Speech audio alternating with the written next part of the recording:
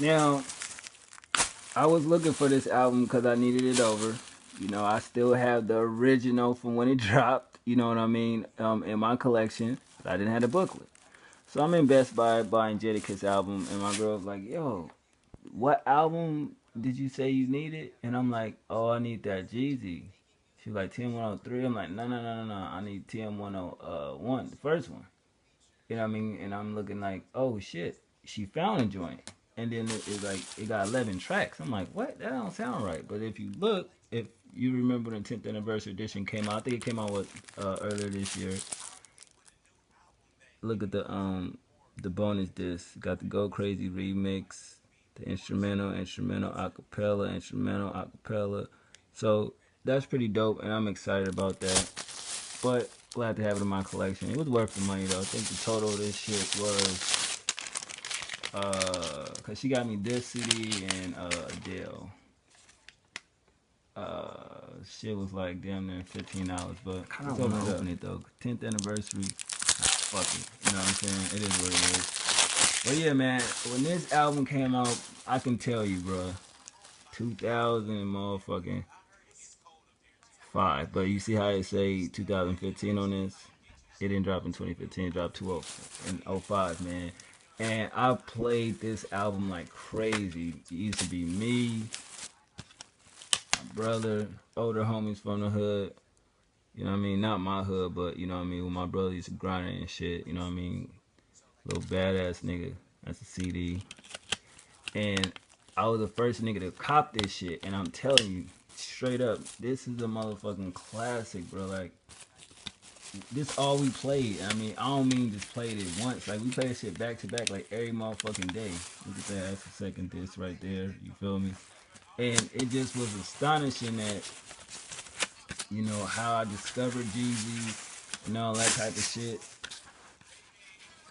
It was just like, man, one of them things. I actually remember being on the phone with my ex-girlfriend, you know what I mean, after I moved out of the city. Shout out to Trisha. And she heard it in the background like, oh, I see I got that Jeezy playing. You know what I mean? She probably won't remember that story, but I do. But from even going to pick it up, man, it just was some that was just different. I remember like Boys in the Hood first came out, and I was like, how this nigga got two deals? Like, ain't that nigga? You know what I'm saying?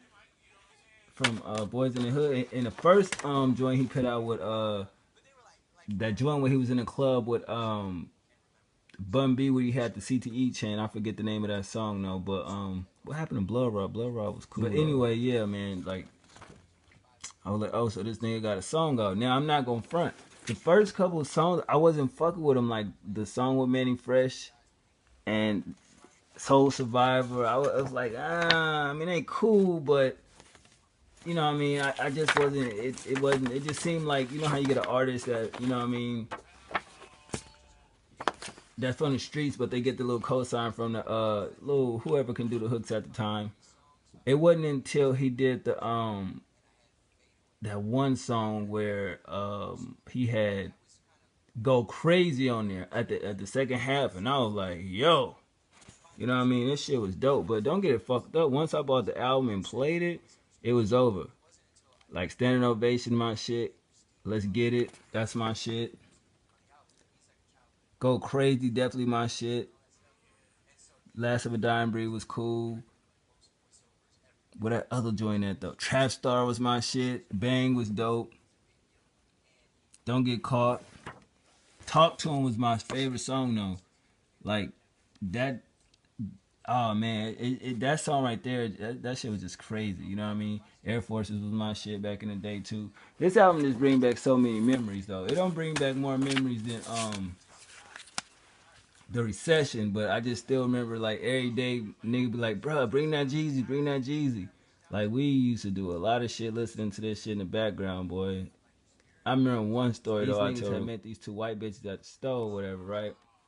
And for some reason, they wasn't feeling nobody over there, you know what I mean? But me and like maybe another nigga.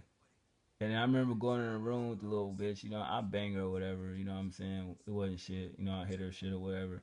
And that shit was crazy because it was like, I was like, these bitches drunk or something? You know what I mean? And then I was like, I just asked her randomly, what made you come over here? No bullshit. She was like, Oh, cause your homeboy said that you don't want to be playing that Jeezy CD because my homie lived in apartments in the front. They stayed in the back, and she wanted to know who always had that CD because it was sold out when um she went to the store, and I was like, yeah, that's me. And she was like, oh, okay.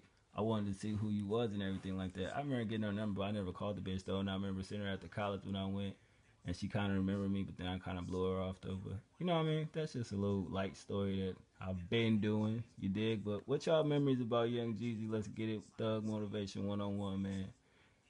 I got a lot of them. One.